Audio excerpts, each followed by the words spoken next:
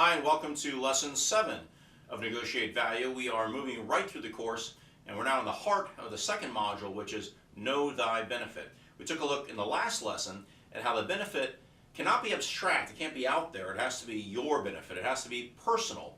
And in our exercise, we rated how important certain benefits were to us. And now we're going to go a little bit deeper on the benefit and discuss the difference between a feature and a benefit. So you've had an introduction to this if you've read the email, and we're going to talk a little bit more about the difference between features and benefits. And when I think about that language and I think about those terms, I tend to think about advertising and the TV show Mad Men. Now, you've probably heard of this show. It's been extremely popular and won tons of awards. I've watched a couple of seasons of it. It's kind of depressing on a personal front, but it's extremely well crafted, and the business aspect of it is fascinating because it chronicles the golden age of TV advertising. That's the 1960s when television was becoming more widespread in almost every home, and of course radio advertising and print still existed as well. And this is when these Fifth Avenue advertising agencies were at their peak of power and influence in the American society. And it's also when the science and art matured and these terms, features and benefits, really came to be.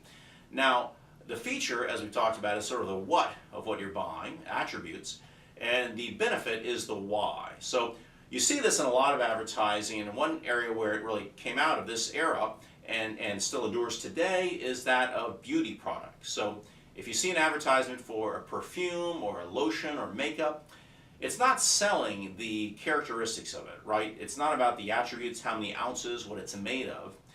This advertising is almost always about the benefit. That is, it's promoting youth or glamour or love or something along those lines. It's the things that the people that buy those products are seeking after when they buy them. In fact, Charles Revson, who's the founder of Revlon Cosmetics, had a great quote about this. He said, "In the factories we make cosmetics, but in the stores we sell hope." So that's a great illustration of the difference between the features and the benefits. Now, why is this so important in a course about negotiation? Well, it's extremely important, and it really has to do with a couple of negotiating terms which I want to introduce in this lesson, and that is position and benefit. Position and interest. So position versus interest. And if you've studied negotiation before, you've learned about these terms. So a position is what you're saying about a specific item that you're negotiating. So my position is that car should be less than $25,000. That's my position. Now, an interest is something that's more abstract, that's behind that position. So, for example, my position is the car should be less than $25,000. My interest is I want the car to be cost effective. I want it to be good value. Okay, that's one example. I'm going to talk through a couple examples that I gave in the email, and one is, if you're buying a car, for example, one position would be, well, we want to get a blue Honda Odyssey minivan. That's a position. That's what we're buying. But the interest is we want safe, reliable transportation for our whole family.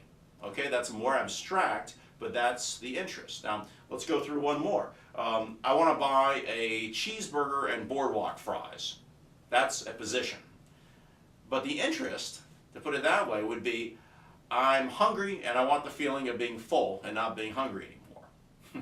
Now, it's strange maybe to think of wanting a cheeseburger as a negotiating position, but it really is in a sense, and this is why it's so important, because the more specific your positions are, the more specific what you want is, well then the less power you have, the less flexibility you have, the fewer options you have.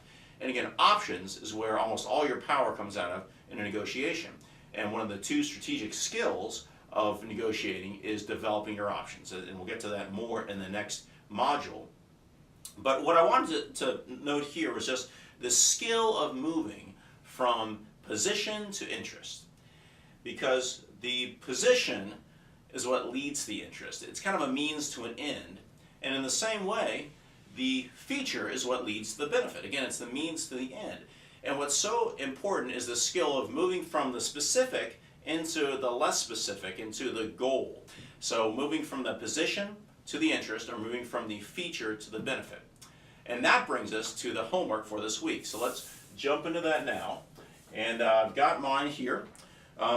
The assignment was to list some features and benefits, and then use this tool of the which means, because you can always add those words which means between a feature and a benefit, and it makes it connect the two. So let me illustrate here. My first example is I want a feature of an advanced processor in a computer, which means a faster computer. That's the benefit. Okay? A feature of a mortgage would be a low annual percentage rate, which means smaller mortgage payments. Pay less. A feature now, switching to clothing, wrinkle-resistant pants, which means either it looks better or there's no ironing. Either one of those are benefits. A feature of a restaurant would be an award-winning chef, which means the food tastes good, it tastes better. A feature of a car would be a 10-year warranty, which means lower repair bills, because more things that break down are covered. So you see, you can sort of rattle through these pretty quickly. They work in personal purchases, and they also apply to corporate purchases and the work. So let's talk about that. When you're buying maybe a consulting project, one of the features would be relevant experience, right? To get an experienced team. And what that means is better quality work. The point of buying more experience is not just to get the more experience, it's to get the benefit of better quality work. One feature would be something as mundane as getting weekly updates on your project, which means you're getting good visibility into the project. Another feature of software might be automated interfaces into other systems, and that means less work or less hassle from going from system to system. Now, it may occur to you as you're doing the homework or as you're going through the exercise in the next week, maybe even as you've been watching this, that it doesn't always end after one which means. In fact, you can take that exercise a lot further. You can say, well, let's give an example. Let's say we're talking about a cell phone and it has a technical attribute of the 4G network. Okay, so my cell phone has the 4G network. What does that mean? Well, it has the 4G network, which means it has faster internet access. Okay, what does that mean? Well, faster internet access, which means that I can download files more quickly. All right, I can download files more quickly, which means that I can work better from remote locations. Why is that important? Well, if I can work better from remote locations, which means that I can telecommute more often. And I can telecommute more often, which means that I can spend more time with my family.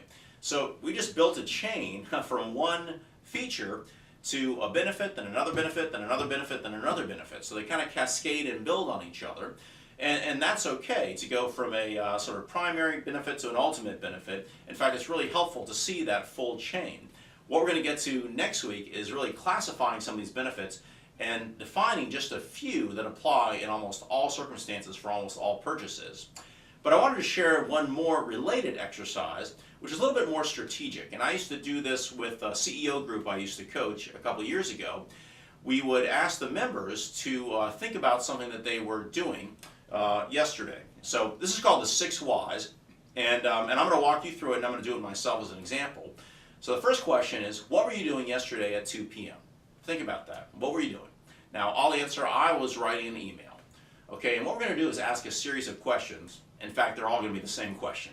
The question is, what were you doing, then why is that important? Well, in my case, it was important to do this email because I was communicating with somebody on my team. Why is that important? Well, that's important because he's my technical advisor and we were working on making a product work better. Why is that important? Well, that's important because my customers that are using this product want to get the best product possible, and so we were improving the product for them. Well, why is that important? Well, it's important because the product is about negotiation and making better buying decisions, and they need to make better buying decisions. Why is that important? Well, it's important because they have finite resources and finite time, and if they improve their decision making, they can get more done in life. Now, we just walked through 6 whys, maybe I only did 5 there, but you get the idea. It's sort of ask why something is important and keep going, keep cascading, why, and ultimately get to the ultimate goal. So that's essentially what we were doing when we added on those extra benefit steps. This, which means this, which means this, which means this, which means this. Getting from the attribute all the way to the important goal.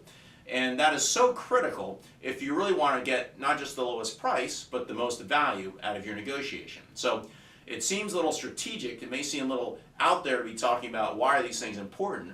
But when you're buying, ultimately, that's what you want to ask. Why is this important? And again, you can envision the bar chart in your mind, even though it's not here. We're working on getting the cost lower, the price lower, and the benefit higher from whatever it is you're buying. And that is the key skill in terms of negotiating value, negotiating not just the lowest price, but negotiating the most value. So keep working on that, keep developing the skill of turning those positions into interest, turning those benefits, or those features into benefits. And I'll see you in lesson 8.